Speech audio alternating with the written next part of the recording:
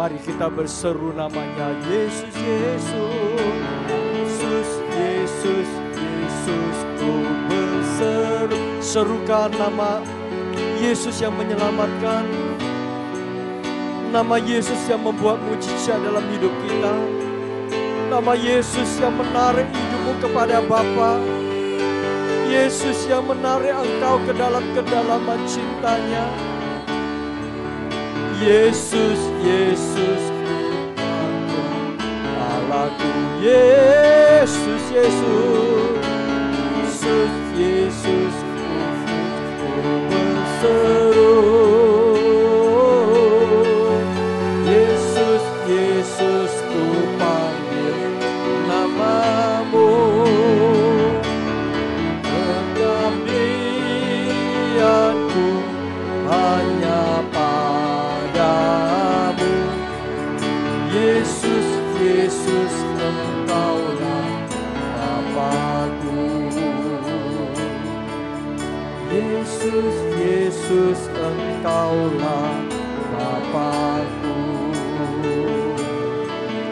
Yesus, Yesus, engkaulah Bapa-Ku.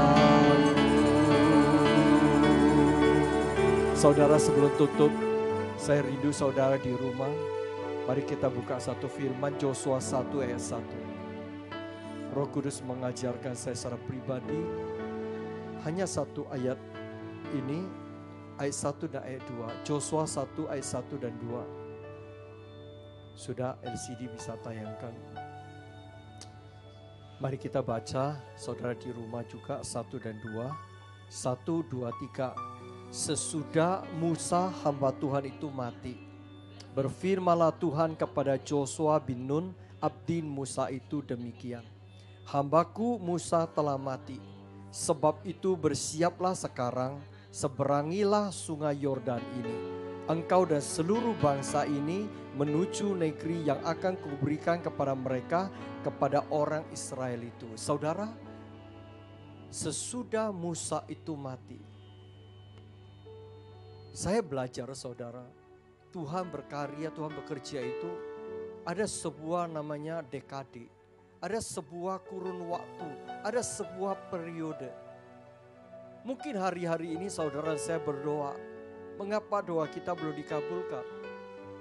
Ada waktunya. Tuhan membawa bangsa Israel masuk ke tanah Kanaan. Ada saatnya, tunggu Musa mati. Bisakah saudara Tuhan itu mempercepat? Bisa, sangat bisa. Tetapi Tuhan punya hitungannya. Nah, Tuhan sudah berfirman. Tuhan sudah bertitah sebagai raja. Ketika Musa dan Harun tidak taat, dia marah ilahi sebenarnya. Tapi satu perkara, saya dibawa Roh Kudus untuk pelajari lebih dalam lagi. Bahwasanya ketika saya menyelidiki, dibilangi bilangan 20 ayat 7. Ini perintah Tuhan sebenarnya. Musa, ambillah tongkatmu itu dan engkau dan Harun kakakmu harus menyuruh umat itu berkumpul. Umat Israel waktu itu bersungut-sungut memberontak, minta air. Saudara dan saya tahu di padang gurun panasnya, mereka berapa banyak yang hidrasi. Mereka sangat membutuhkan. Sebagaimana hari ini, masa-masa ini, hari-hari ini. Sebagian kita merasakan ekonomi kita bahkan minus. Tidak baik, penyakit kita semakin memburuk. Saudara, kita belajar sebuah pelajaran. Jangan sampai kita bersungut-sungut sebenarnya. Tapi Tuhan paham apa yang kita perlukan. Tuhan paham umatnya. Mereka membutuhkan air. Tuhan paham. Oleh sebab itu Tuhan tidak marah. Ingat sekali lagi. Nanti kita baca lebih lanjut. Yang marah justru Musa. Tuhan punya hati yang belas kasih. Tuhan sayang. Tuhan katakan, Musa, kumpulkanlah umatku. Katakanlah di depan mata mereka. Perhatikan. Tuhan kata, katakanlah di depan mata mereka kepada bukit batu itu supaya dibeli airnya. Demikianlah engkau mengeluarkan air dan dari bukit itu bagi mereka yang jerit teriak kehausan dan memberi minum.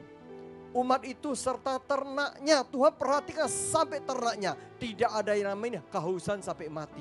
Unta-unta, kambing domba, bebek dan segalanya lah.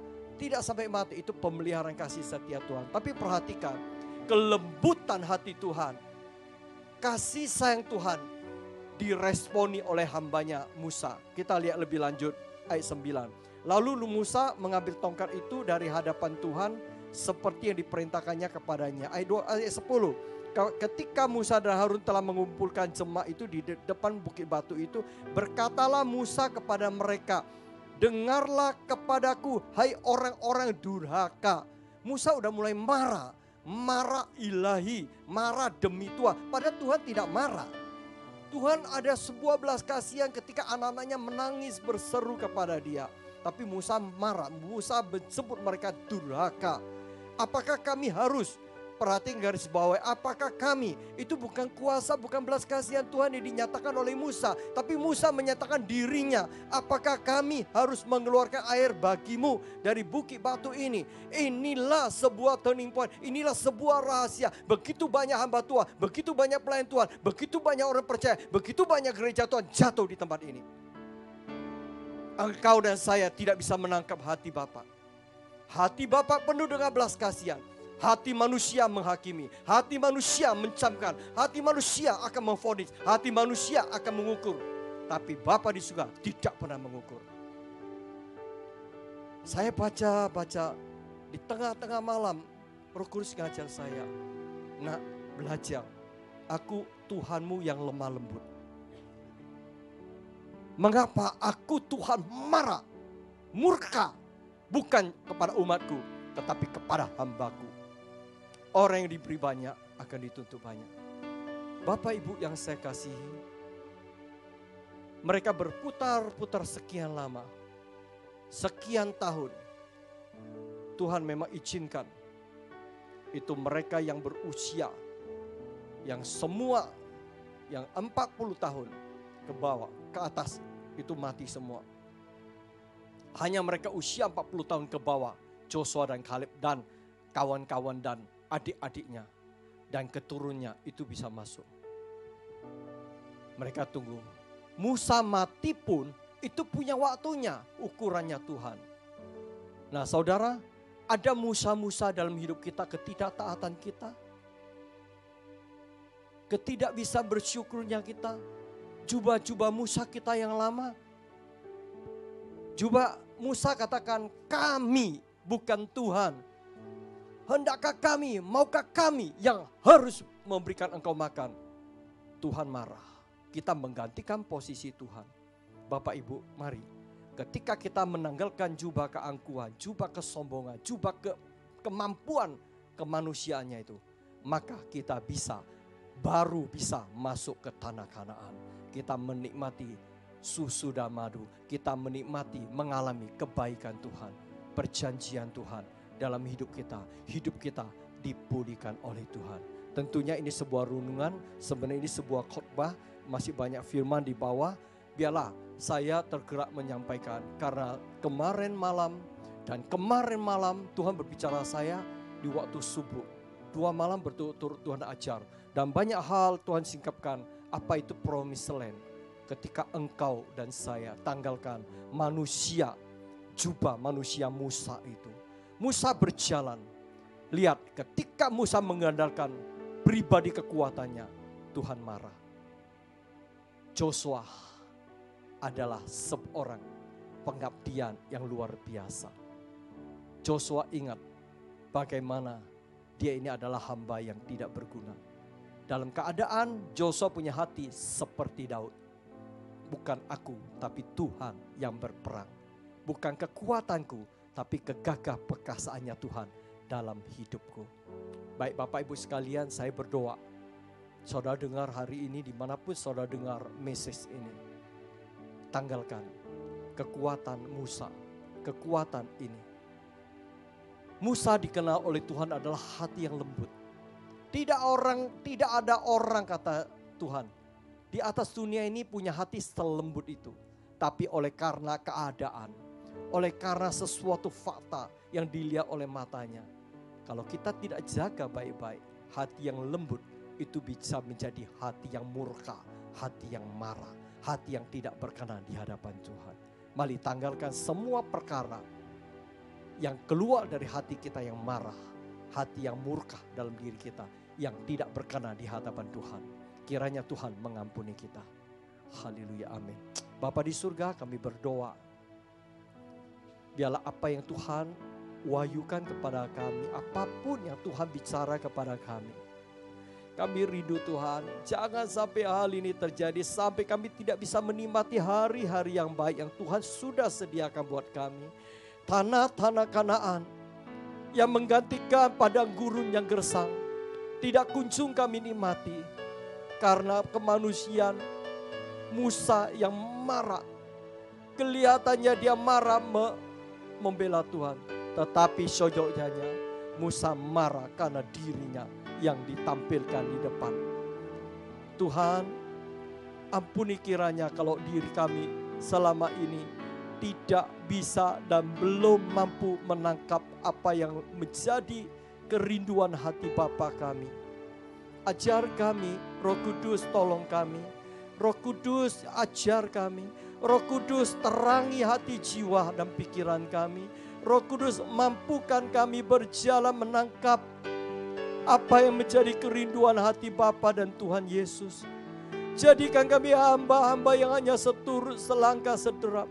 Meskipun perjalanan kami, langkah kami tidak enak.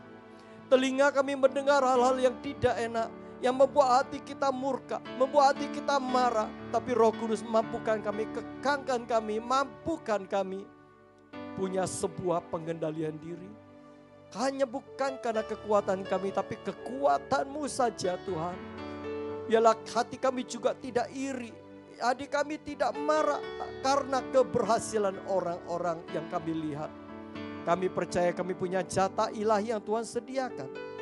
Ketika kami menanggalkan manusia Musa kami yang lama, ketidaktaatan, ketidakpercayaan, tidak bisa menangkap hati Tuhan yang punya belas kasih, maka kami tidak bisa melihat kemuliaan, kebaikan dan kebajikan dan kemurahan Tuhan yang sudah sediakan di depan mata kami.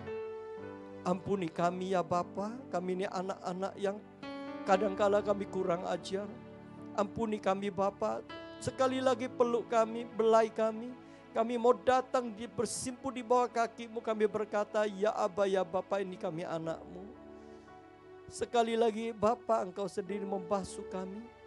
Kembalikan kami Tuhan. Engkau sendiri Tuhan bawa kami agar supaya Engkau pimpin kami, paksakan kehendak dan rancangan-Mu. Kalau kami menyimpang kiri dan kanan, kami minta Roh Kudus tuntun kami kembali. Kami tahu kami punya free will, kami punya kehendak bebas. Tapi biarlah paksakan Tuhan kehendak rencana-Mu yang di atas segalanya. Paksakan terjadi genap dalam hidup kami. Karena kami sepakat dengan Engkau Bapa kami. Semua yang Engkau rancangkan dalam hidup kami, itu yang terindah. Terima kasih ya Tuhan. Sekali lagi kami serahkan tubuh jiwa roh kami dalam tangan kasih-Mu. Mari Tuhan Engkau berkarya, Engkau beracara dalam hidup kami. Semuanya itu terbaik, semuanya itu akan menjadi indah pada waktunya. Terpuji nama-Mu Bapa. Bagi kami yang mendengar, biarlah Engkau tanamkan sebuah kenakan kami jubah pengabdian. Ketika kami ada pengabdian, di situ tidak ada free will. Yang ada kehendak menyukakan, menyenangkan, mencari perkenanan hati-Mu. Terima kasih Tuhan, dalam nama Tuhan Yesus. Haleluya. Saya minta ditutup aja.